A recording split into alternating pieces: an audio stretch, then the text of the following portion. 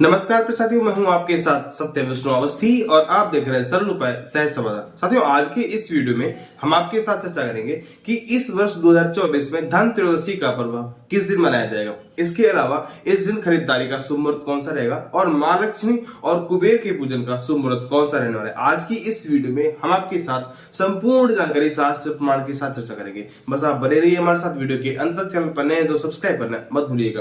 चलिए साथियों, वीडियो को प्रारंभ करते हैं। देखिए साथियों, जो दीपोत्सव के ये 4-5 दिन होते हैं ये बहुत ही अद्भुत होते हैं। मां लक्ष्मी की कृपा प्राप्त करने के लिए बहुत ही अद्भुत समय होता है। उसी में पहला नंबर आता है धन त्रयोदशी का, जिसको हम धनतेरस या फिर धनवंतरी जयंती के नाम से जानते हैं। देखिए साथियों, इस दिन भगवान कुबेर, धन के देवता जो कुबेर होते हैं, उनकी पूजा और मां लक्ष्मी की पूजा, इन दोनों की पूजा का विशेष महत्व होता है। तो सबसे पहले ये समझ लेते हैं कि ये धन त्रयोदशी का पर्व जो है वो किस दिन मनाया जाएगा। तो देखिए साथियों, धन त्रयोदशी का पर्व जो होता है वो कार्तिक मास की कृष्ण पक्ष की त्रयोदशी तिथि को मनाया जाता है, जो सायंकालीन होती है। उसमें ये हमने कह रहे प्रमाण कहता है। आइए सबसे पहले आपको प्रमाण देते हैं और उसमें बताते हैं कि ऐसी बात कहां बताएगी। तो देखिए साथियों, शास्त्रकार कहते हैं कार्तिकस्यासिते पक्षे त्रयोदश्याम निशामुखे यमदेवपम बहिर्दद्यात् अपमृत्यु विनश्यति।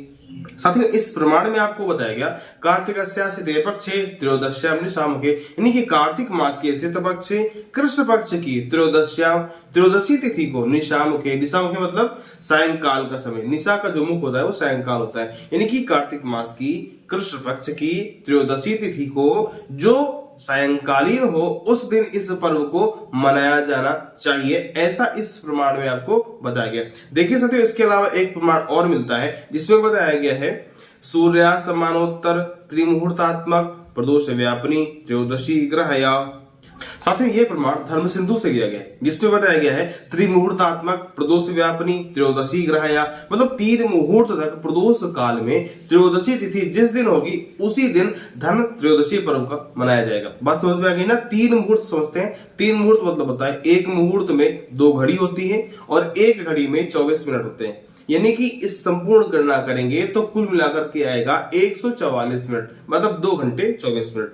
यदि सूर्यास्त के बाद में 2 घंटे 24 मिनट तक त्रयोदशी तिथि रहेगी जिस दिन, उसी दिन इस धन त्रयोदशी पर्व को मनाया जाएगा। धनतेरस के पर्व को उसी दिन मनाया जाएगा जिस दिन सूर्यास्त के बाद में 2 घंटे 24 मिनट तक त्रयोदशी तिथि रहेगी। बात समझ में आ गई। अब आइए समझ लेते हैं कि ये त्रयोदशी कब से प्रारंभ हो रही है और कब तक जाएगी। तो देखिए साथियों, जो त्रयोदशी तिथि है वो 29 अक्टूबर मंगलवार को दिन में 11 बजे से प्रारंभ होगी और 30 अक्टूबर दिन बुधवार को दिन में ही, यानी दोपहर में 1:03 तक यह त्रयोदशी तिथि जाएगी। 29 को प्रारंभ होगी और 30 को समाप्त हो जाएगी। अब समझ लेते हैं ये कि सूर्यास्त किस दिन ये त्रयोदशी तिथि पा रही है। देखिए साथियों, 29 तारीख को तो सूर्यास्त मिल रहा है, क्योंकि दोपहर में ही शुरू हो जाएगी, सुबह ही शुरू हो जाएगी और उसके बाद में पूरे दिन रहेगी, पूरा रात रहेगी। लेकिन हम 30 तारीख की बात करें तो दोपहर में 1:03 पर यह त्रयोदशी तिथि समाप्त हो जाएगी, यानी कि सूर्यास्त नहीं मिलेगा। जब दोपहर में ही समाप्त हो रही है तो सूर्यास्त कहां से मिलेगा, नहीं मिलेगा।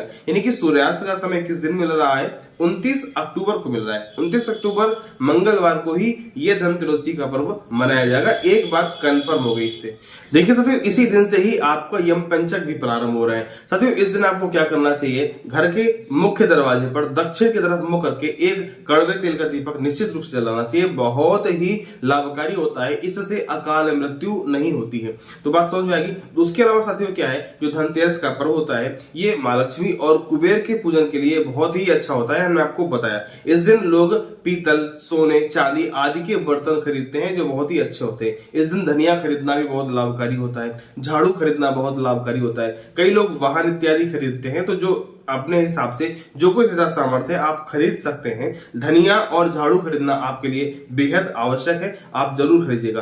क्या होता है कि जब लक्ष्मी जी का पूजन करते हैं तो धनिया मां लक्ष्मी को अर्पित की जाती है। ऐसा माना जाता है कि धनिया मां लक्ष्मी को अर्पित करने से, और फिर उस धनिया को क्या करते हैं पता है आपको, उस धनिया को तिजोरी में रख लेते हैं। ऐसा माना जाता है कि धनिया अर्पित करने से हमारे यहाँ कभी धन धान्य की कमी नहीं होती है, इसलिए मां लक्ष्मी को धनिया जरूर अर्पित करनी चाहिए। अब आइए समझ लेते हैं कि माँ लक्ष्मी और कुबेर के पूजन का शुभ मुहूर्त कौन सा रहेगा। तो देखिए साथियों, पूजन के शुभ मुहूर्त के लिए लक्ष्मी की प्राप्ति के लिए स्थिर लग्न सबसे अच्छी मानी जाती है और प्रदोष काल का समय भी अच्छा माना जाता है। तो आइए सबसे पहले प्रदोष काल का मुहूर्त देख लेते हैं। तो देखिए साथियों, जो प्रदोष काल का मुहूर्त है वो प्रारंभ हो रहा है सायं में 5:28 से रात में 8 बजे तक ये प्रदोष काल का समय रहेगा। तो इस प्रदोष काल के समय में आप लक्ष्मी और कुबेर का पूजन कर सकते हैं। इसके अलावा यदि हम स्थिर लग्न की बात करें तो साथियों शाम को व्रत लग्न कब से प्रारंभ होगी, आइए वो देख लेते हैं। तो देखिए साथियों, जो व्रत लग्न है वो सायं में 6:23 से प्रारंभ हो जाएगी और रात में 8:19 तक ये वृषभ लग्न रहेगी।